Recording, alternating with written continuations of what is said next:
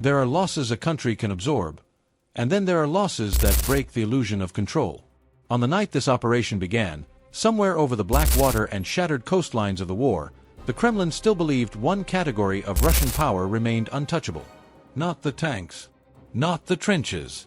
Not the endless artillery tubes chewing up the front. Those could be replaced. What could not be replaced, at least not quickly, not quietly, not without the whole world noticing, was the rare strategic machinery that allowed Russia to see first, track first, strike first, and govern the battlefield from a distance. That was the asset Moscow feared losing. And Ukraine came for it anyway. For months, the Russian state had built its war on layers of metal and myth. Surface-to-air missile belts wrapped occupied territory. Radar sites stared over the Black Sea. Air bases in Crimea pulsed with aircraft, fuel, encrypted communications, and men who believed geography itself was now on their side. To the Kremlin, the peninsula was more than occupied land. It was a fortified altar of power projection, an unsinkable platform for bombers, surveillance aircraft, naval strike coordination, and political symbolism. From there, Russia threatened southern Ukraine, shielded its fleet, and signaled to its own public that some prizes were simply beyond Kiev's reach. But under modern war, the most dangerous weakness is not a thin flank. It is confidence. Because confidence breeds routine. Routine breeds signatures. Signatures become patterns. And patterns, when watched long enough by a patient enemy, become a target package. By then, Ukrainian planners were no longer thinking in terms of heroic defenses alone. They were thinking in systems. They were hunting not just units, but nervous systems. Not just launchers, but eyes. Not just ships, but the architecture that allowed ships, missiles, and aircraft to operate as one machine. Somewhere inside that architecture was a strategic node so precious, so scarce, and so politically sensitive that losing it would do more than damage capability. It would puncture fear. It would prove that even the Kremlin's most protected instruments could be reached. And once that became thinkable, the operation moved from theory to inevitability. The target sat behind rings of protection, radar coverage, patrol schedules, electronic warfare shields, decoy positions, air defense umbrellas, hardened shelters, and internal counter-sabotage patrols. On paper, it looked insulated. In speeches, it sounded invulnerable. In Moscow, men probably convinced themselves that Ukraine lacked the reach, the stealth, or the audacity to strike so deep and so precisely. They were wrong on all three. The reversal began long before the first explosion. It began when Russian commanders stopped asking whether Ukraine could hit a strategic asset in occupied Crimea, and started assuming that if Kiev tried, the defensive layers would catch it. That assumption was fatal. Because the problem was never whether a missile could be intercepted, or a drone jammed, or a team detected. The problem was that Ukraine was no longer coming in one dimension. It was coming with deception, with reconnaissance, with offshore pressure, with partisan observation, with signals intelligence, with timing designed not to overwhelm one guard post, but to collapse certainty across the entire defense network at once.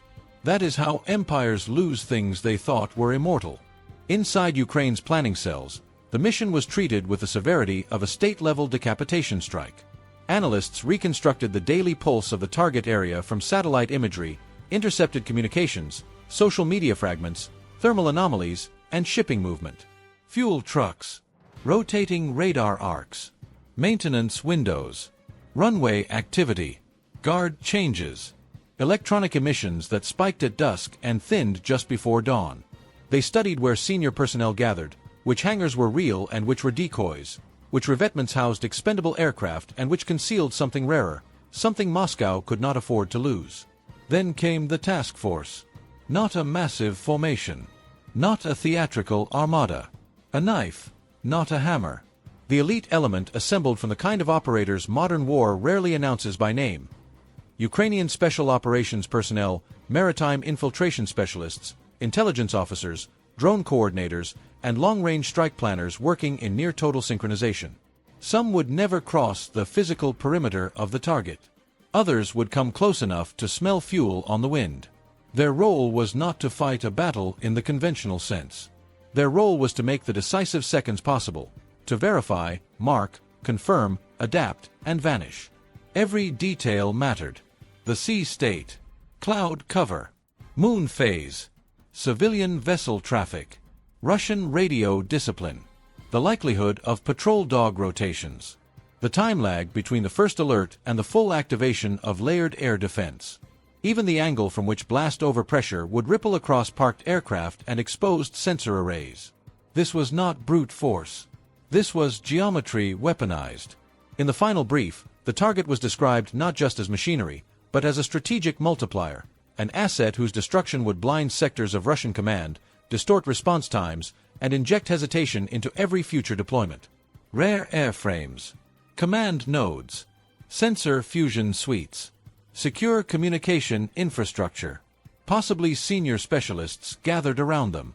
The exact object of fear had many physical components, but one political meaning. It represented Moscow's ability to dominate a battle space from a safe distance. That safety was about to end. The insertion started under the kind of darkness soldiers remember for the rest of their lives. Not because it was black, but because it was alive. The sea moved like oil. Wind scraped low across the surface. Far off, the coastline of occupied Crimea appeared only in fragments. A dim line, then nothing, then the faint suggestion of elevation against the sky. No heroic music. No shouted orders. Just engines trimmed to discipline, gloved hands on wet surfaces, and the constant awareness that one accidental reflection, one mistimed transmission, one silhouette caught against the horizon could convert the entire operation into a death sentence. As the team moved in, other elements were already shaping the battlefield. Remote sensors watched for movement. Offshore unmanned platforms created uncertainty. Decoy activity tugged at Russian attention in other sectors. Electronic signatures flickered just enough to make defenders question what was real and what was bait. The goal was not noise. The goal was doubt. Doubt slows decisions. And in high-security compounds, slowed decisions are openings. By the time the infiltrators reached their observation positions, the target complex had settled into the brittle calm that exists just before catastrophe. On the tarmac and inside hardened zones stood the architecture of Russian power projection, protected aircraft shelters, ammunition points, fuel storage, radar support vehicles, command vans, antenna clusters, and maintenance areas where technicians' service systems too valuable to expose for long. Some of the equipment was common enough. Much of it was not. One silhouette in particular mattered, large, rare, unmistakable to trained eyes. Nearby, support vehicles and specialized crews suggested that Moscow had concentrated more than hardware there. It had concentrated trust. That changed the mission from important to historic. The observers confirmed what the planners had hoped and what the Kremlin had dreaded. The asset was present, vulnerable during a narrow maintenance cycle, and bracketed by supporting infrastructure whose destruction would magnify the strike far beyond a single kill. The team transmitted in disciplined bursts, position, confirmation, movement, timing. No wasted syllables. No emotion in the voice. But everyone in the chain understood the scale. If this worked, Russia would not just lose metal. It would lose reach, prestige, and a piece of the invisible architecture that made occupation feel permanent. For a few suspended moments, everything held still. Then the assault began. It did not unfold like a prolonged firefight. It unfolded like a door kicked off history. The first impacts were so precise that defenders likely misunderstood them in the opening seconds.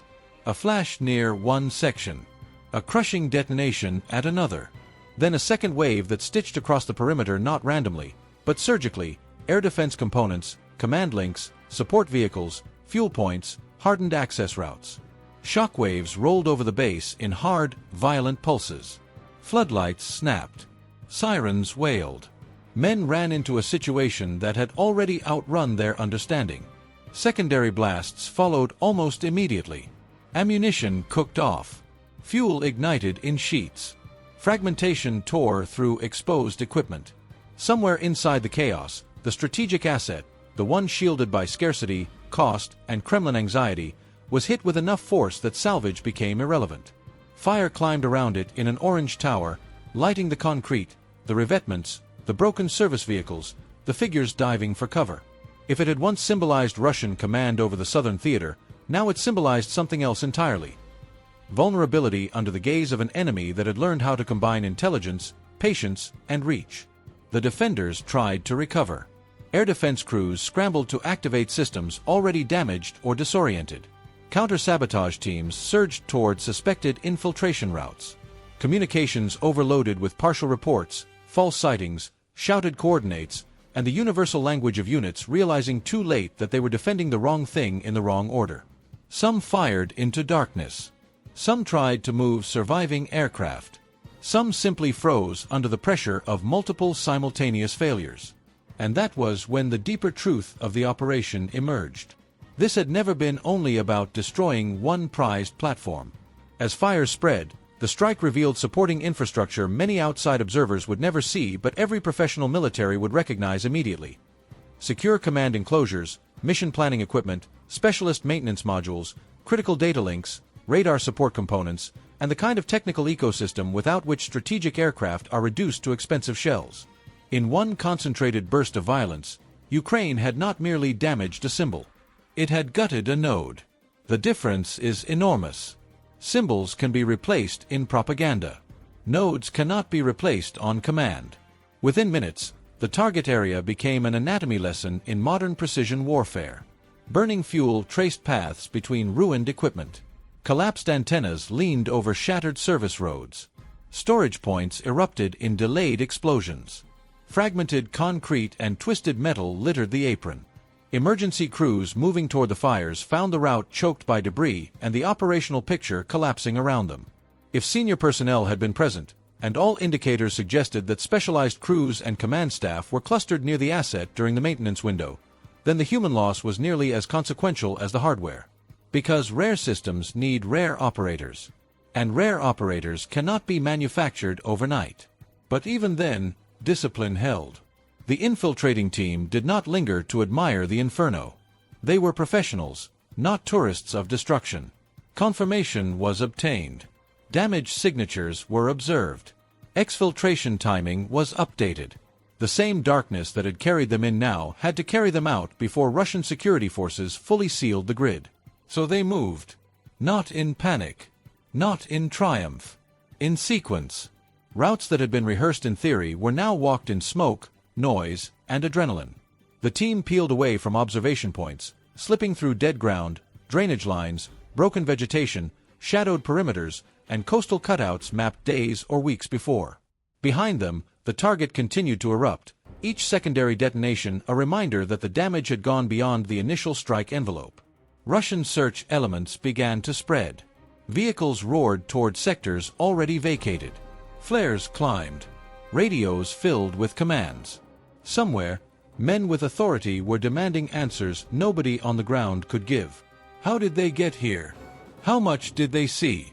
What else is exposed? Those questions matter because they outlive the blast. When the exfiltration craft finally pulled off the coast, the operators left behind more than a ruined installation. They left behind contamination in the Russian command mind. Every future maintenance cycle would now feel dangerous. Every concentration of high-value assets in Crimea would now feel temporary. Every officer ordered to protect a rare platform would know that range, distance, and layered defenses were no longer guarantees. They were probabilities, and probabilities can be beaten. By dawn, the political dimension of the strike was impossible to hide. Satellite images would soon circulate. Intercepts would be analyzed. Damage assessments would multiply. Allies would study the strike as evidence that Russian rear areas, once considered relatively insulated, had become penetrable under sustained, integrated pressure. The destruction of a scarce strategic asset would force adaptations, relocation of aircraft, dispersal of support units, heavier defensive postures, increased patrols, longer logistics tails, and growing strain on already finite pools of specialized crews and airframes. All of that costs time. All of that costs confidence. And in war, confidence is often the currency that buys initiative. For Moscow, the humiliation cut deeper than the material loss.